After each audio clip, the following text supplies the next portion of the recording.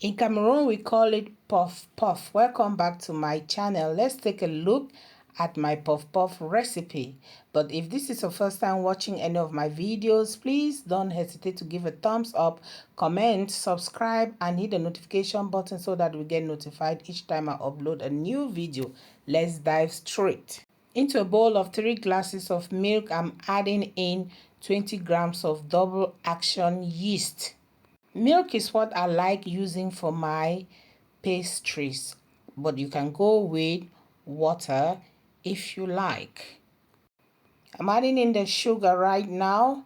Sugar helps yeast to rise quickly, so I give it a stir and set aside my wet ingredients. For my dry ingredients, I have 2 cups of flour in a bowl. Add 5 grams of salt for balance.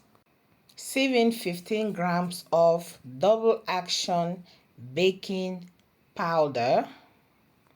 For flavor, I am going in with nutmeg, but you can use any flavor of your choice. Done grating my nutmeg, now I give my dry ingredients a mix. Make sure you mix them very well. Time to mix the wet and dry ingredients together. The yeast has risen very well. I'm going to pour part of the mixture first to avoid a watery dough.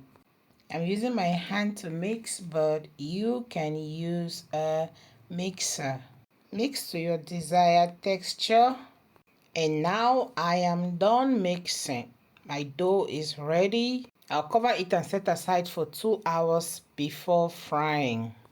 Remember, I use double action baking powder.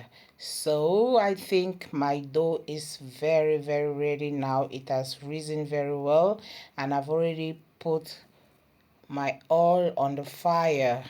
It's already hot enough for frying to begin. Make sure your hands are always very clean before you dip them in your dough. Using my hands to mold the puff puff because I tried using the mold I use for meatballs, but it didn't turn out well. This recipe makes me very nostalgic because we grew up eating puff puff in the morning and sometimes in the evening when we don't want to eat anything heavy. We went out to eat puff puff and beans. Yeah, we eat puff puff with beans. We eat puff puff with pap, what they call akamu in Nigeria. In Cameroon, mostly eat it with beans, corn chaff, and pap. When you start frying, start with low heat so that they will be done in and out. And when you are molding, make sure you mold very well in such a way that they are going to come out. I mean, your puff puff is going to come out very round. So you see my puff puff coming out very round. At this juncture, I have increased the heat to medium because I am very sure they are already cooked inside, and now it's just remaining for them to be cooked outside. And when I see that they are cooking outside, I'll turn so that they should be evenly cooked. Puff puff is a very easy meal to make, especially in the mornings.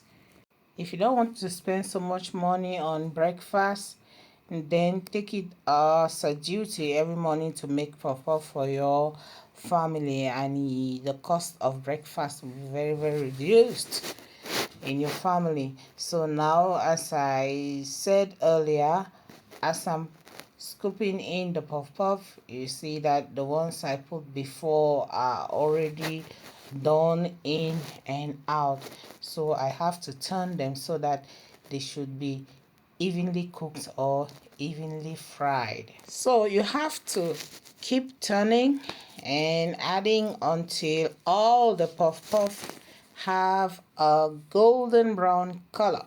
The golden brown color is an indication that the puff puff is well cooked or done. From the look of things, my puff puff is ready. My puff is very ready. So besides my pot, you can see my sieve, very ready to receive the cooked puff. So that's how we do it. It's a very easy recipe. Please, if this is your first time watching any of my videos, subscribe, comment, hit the notification button so that you get notified each time I upload a new video. And for my returning subscribers, thank you very much.